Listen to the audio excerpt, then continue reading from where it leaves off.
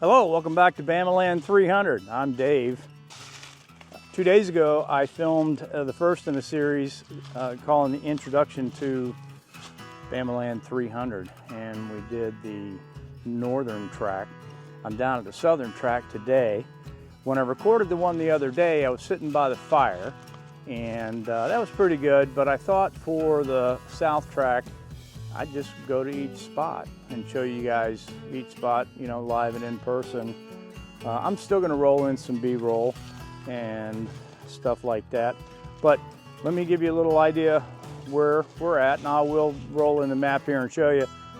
You are looking directly north. I'm looking south. I'm on the south side of the south track. Now we call these the north track and the south track, not to be confused with the north plot and the south plot. Each one has a food plot named the same, north plot, south plot. There are more food plots in each track, but it just turned out that way. I'm standing in a single man tree stand area.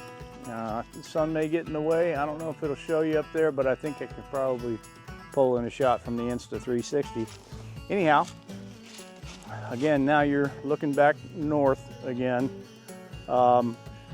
This was an old logging road, so the locals and the neighbors tell me. It goes that way and then on in that direction. You can tell that it's got a little bit of a depression. And this is the beginning of the area that gets real wet. During the rainy season, this little road here will flood. It'll have a foot of water in it and stuff. But anyway, this area, for future reference, we just call the single man tree stand area. And to be honest, it was, when we put it up, we were using GPS to try to determine, we were right on the southern boundary of my acreage. And as it turns out, we were encroaching about 10 feet into the then 90-acre owner. And then I recently acquired this 90 acres, so now it's definitely on my property. They're real cool people anyway. I don't think they would have cared. But this area that I'm looking at behind you in this image is the 90 acres, and that will be my third video. All right, so that's that. Now we're going to move forward north. I'm going to work my way north, saving the best for last, which is the slope food plot. And we've got quite a few stops along the way. So come along and let's explore the south track of Bama 300.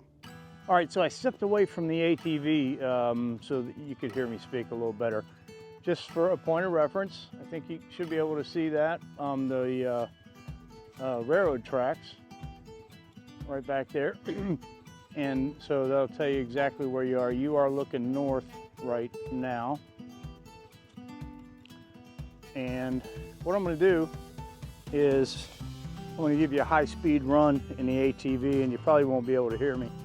But that's looking west down the ambush site.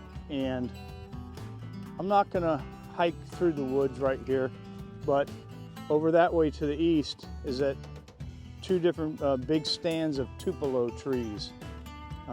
That's really amazing. But we're going to jump on the ATV. It's going to get loud, but I'm going to give you a quick rundown through here.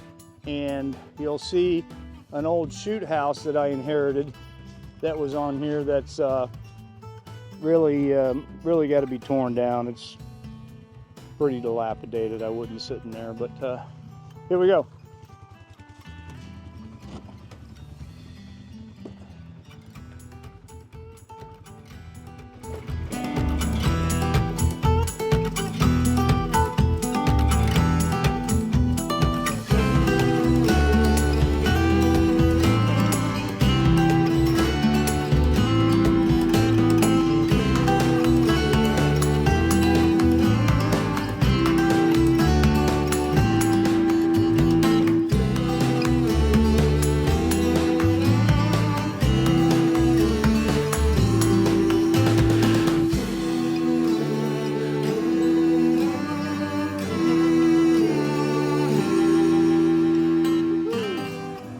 Turn around. This six-wheel ATV does not turn on a dime. I can tell you that.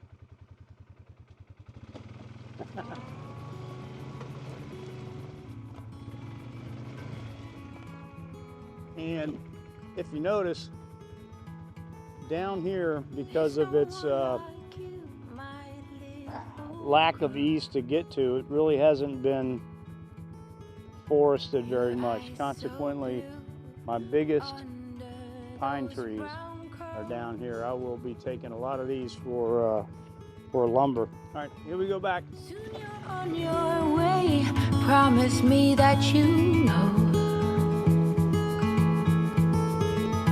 the world is yours. Strike them with your glow.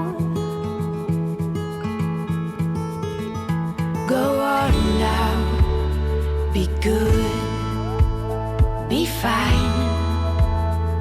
Live your life, dream big, don't forget to be kind. Look both ways.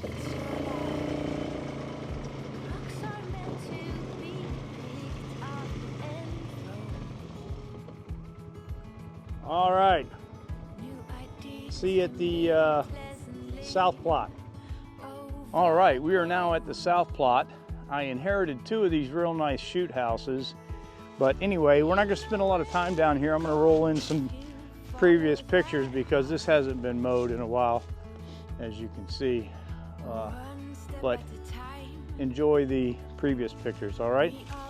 So the next stop will be the fork in the road. It's an area on the property, you know, we refer to a lot. Hey, meet you at the fork in the road, that type thing. But so here we go.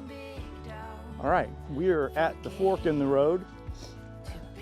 That goes north, and this fork goes northwest. So really northwest and northeast right there. And we just came back from the South Plot in the railroad tracks and south of the railroad tracks that way. So not a whole lot to talk about right here, but I'll show you on the map where it's at. We're going to take the left fork.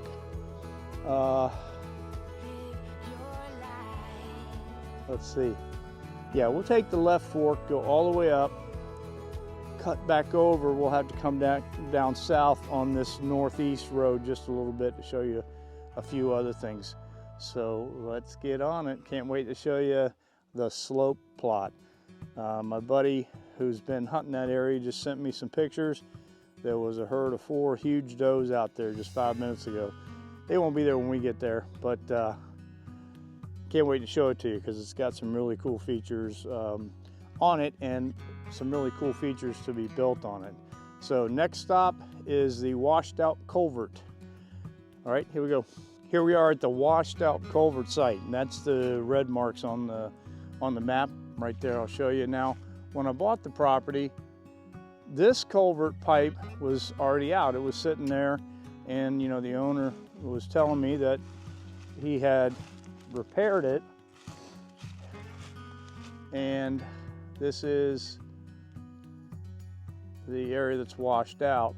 And so somewhere down there, a long ways down there, there's another culvert pipe.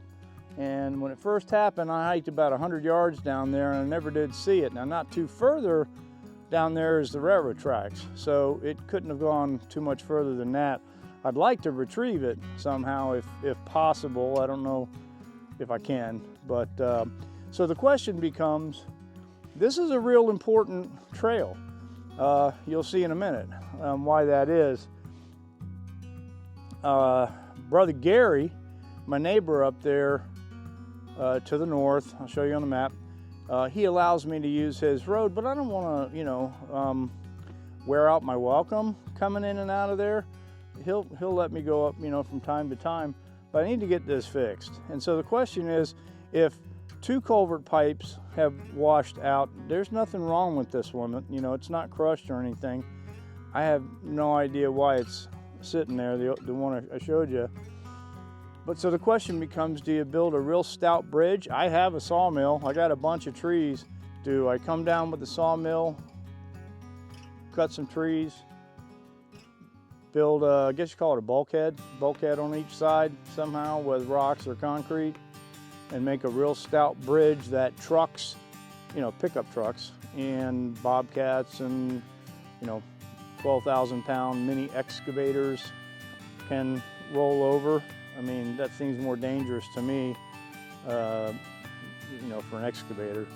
ATVs and tractors, 2,500-pound tractors, 5,000-pound bobcats, probably not an issue. But my excavator, I'd have to ask Gary to bring that in through his yard, and then it's going to tear it up. See? The problem is with putting another culvert in is I would need to bring in a bunch of material, like some 3-inch rock and then some 2-inch rock, and then topsoil I could scrape up from around here, no problem. But the rock to set around the culvert, I've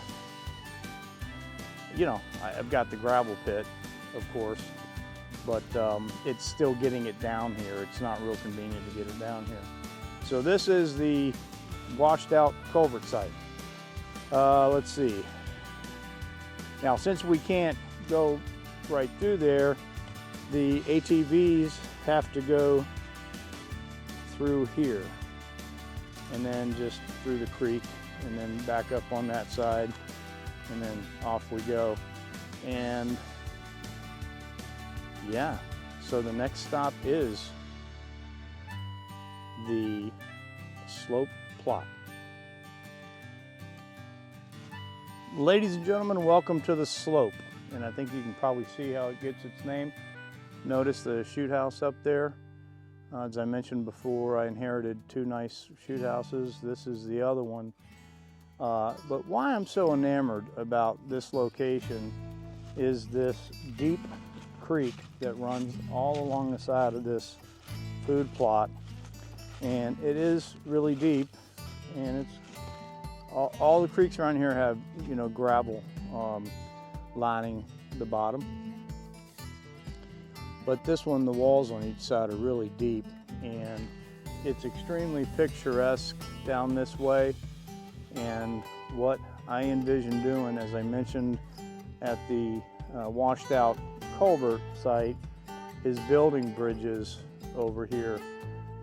The property goes a little bit in that direction, which is west. In case you're wondering, you're looking north right now. And my neighbor on that side has about 300 and some acres that is all just really nicely manicured food plots. It's deer haven over there.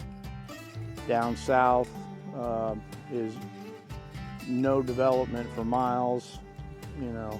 This is really wildlife central around here. So I'm gonna do a high-speed run again to the end of the slope plot. Now I've got a lot of B-roll for the slope plot that I'll be rolling in too. And I'm gonna put the drone up here in just a minute, and I'll throw some of that footage in here as well. All right, so stand by. I'm gonna shut this off for a second. I'll turn you back on. All right, it's gonna get a little loud. There you go.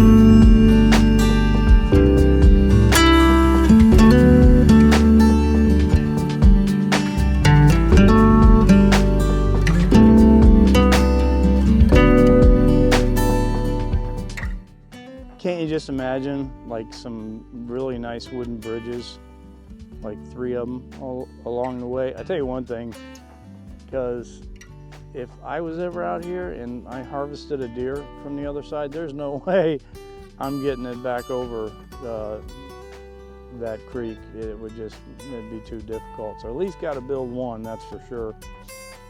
We came in down on the south trail that gets to the plot, but we're gonna go up behind the shoot house here. There's another trail leading up to the old logging road near Brother Gary's property. And then we are going to, I'm not going to film it, but I go through a little rough ATV trail that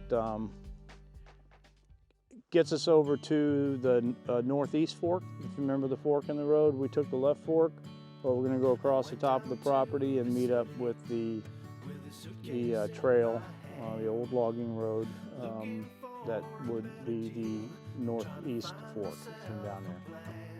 All right, here we go. So we're just about 100 yards northeast of where the North Tract and the South Tract meet, and I'll show you on the map where we're standing right now. And I brought my muck boots, but I'm not gonna put them on. It's getting a little late and we're gonna lose some daylight. I was gonna walk right through the creek and film that for you, but I'm gonna walk along the creek and see, just try to give you an idea just how beautiful this is. This is what really turned me on to the whole property, is this massive winding creek that runs the whole distance with the river rock lining the bottom. So check it out.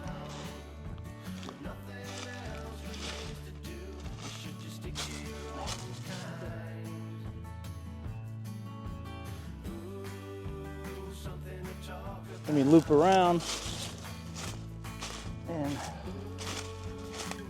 get you right up in there. See that? Isn't that gorgeous?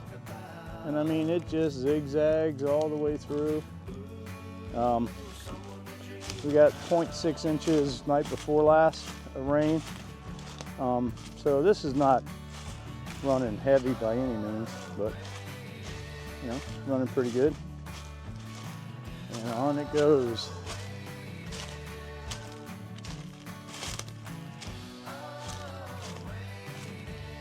And I'm guessing, you know, the waterfall feature, it's about 300 or 400 yards that way. So this is downstream from it. And you know, that all feeds down to that bottom where we started the day off, down south of the railroad tracks. Isn't that gorgeous? So look at all this area just to come down and camp. Now this is the lowest part on the property. That hill over there is about 100-foot elevation change up, and over here is probably about 120 up to the top of that hill right there. And there's all these crevices or crevasses or whatever you want to call them, you know, that cut through in here that are just really picturesque. Just absolutely stinking gorgeous. I think that's going to about wrap this one up. There's so much to show you, there's no way I could do it in a short video up here, but hit that subscribe button and come back for more. I got so many plans for this property, and you know, it's not all just building trails and building stuff. I'm gonna do a little bushcrafting, a little camping, stuff like that. So thank you, and I'll see you on the next one.